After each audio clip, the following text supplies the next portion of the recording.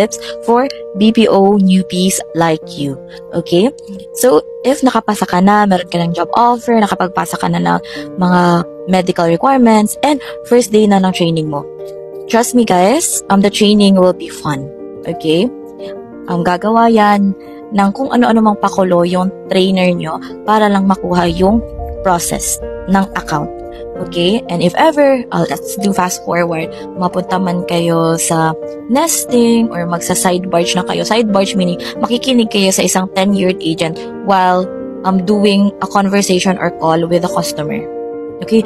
Doon nyo maririnig or malalaman yung mga frustrations ng mga ate at kuya nyo na matagal na sa production floor. Okay?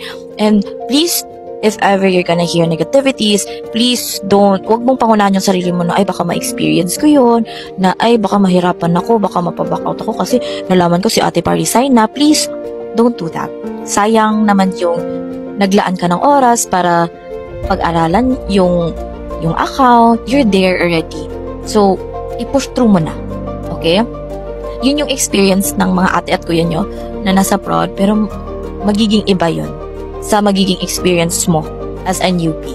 Okay, take on the challenge, take all the ups and downs, and see what the BPO industry can offer you. Kasi iba tayo ng journey, iba tayo ng experience. Baka sa iba bad yung experience, pero ikaw, dahil sa positive ka na tao, you're willing to take the challenge, iba yung perspective mo na, ay, maganda pala kasi nakakatulong ako, masarap pala sa pakiramdam, na, ay, grabe ang talino ko. Ako lang, sa lahat ng agent na nakausap niya, ako lang nakaresolve ng concern niya. O dun, magkakaroon ka ng self-confidence na, ay, kaya ko palang makipagsabayan sa ibang bansa kahit magaling sila sa English, matalino din pala ako. Dun, mabuboost din yung confidence mo. But take note on this one, I'm not telling you that it will be super duper easy. Ate Claire will not filter it out. I'm not gonna sugarcoat it. Okay? The BPO industry, other mga foreign customers, they're gonna really test your patience, and you really need to manage, have your anger management. Okay, it's difficult. It's easier said than done, but tawag dito, makakaramdam ka na i-discriminate ka, magugulat ka na lang, onset pa lang ng call, ba't ako tinatawag na monkey? Bakit ako tinatawag na boboy? Hindi pa nga tayo nag-uumpisa.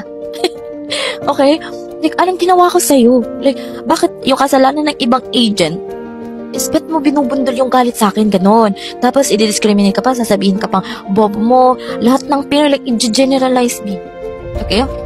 So, here is my tips for you. If ever magkaroon ka man ng ganon, take note, audio lang yan.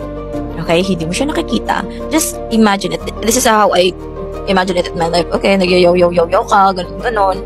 Pero, ikaw naman yung tumawag, ikaw naman yung nagpapatulong, ganon. So, it means, may upper hand pa din ako. Okay, kasi humihingi ka lang tulong sa akin eh. Diba? So, ganun yung thinking ko. Tapos, ang thinking ko din kapag, lalo na pag tinataasan na yan na yung boses, tapos feeling ko inferior na ako kasi hindi ako nakakabatin.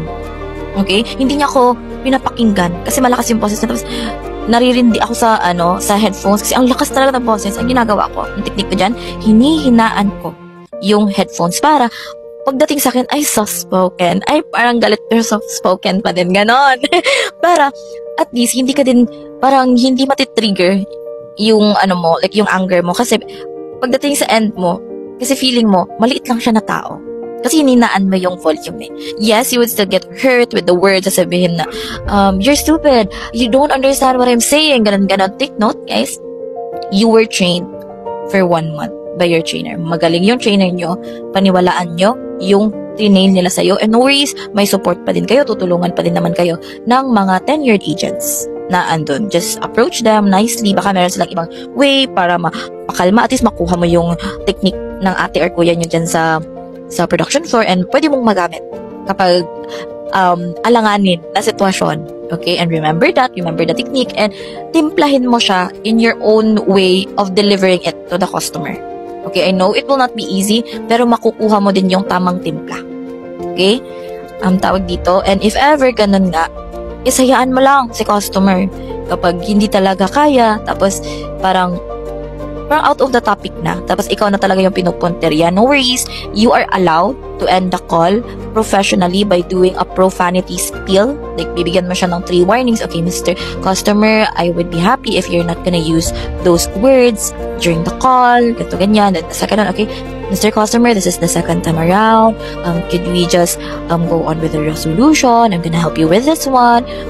If not, on the third warning, if you're gonna still say those bad words, I'm gonna really end the call. Just call us back once you're calmed down. So, kapag inulit pa din, gawin mo na. I-end mo na yung call. Protect your peace of mind. Kasi meron pa ding ibang customer dyan who would treat you with the same respect that you are giving them. Okay? I know it will be hard.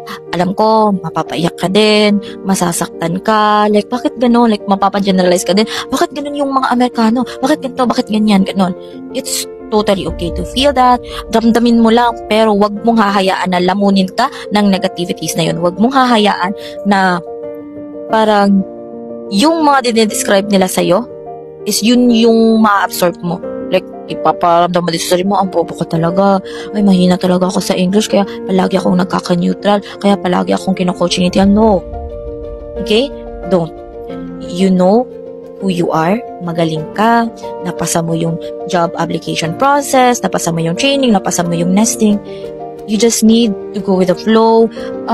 Move out the negativities. Focus on the positivity. Okay, nagkaroon ako ng markdown dito, nagka-neutral ako, nagkaroon ako ng failed ako sa QA score ko. Paano ko ba siya gagalingan? Paano ko ba ganito, ganyan? Sige, kausapin ko si TL. Pwede mo ba akong bigyan ng techniques? Paano ka ba mag-call dati? TL, paano ka pa ganito? Ano ba yung pangmalakasan mo na spiel na pwede mo i-suggest sa akin para magamit ko? Or, ate, mga kuya, paano pa pag ganito, ganyan?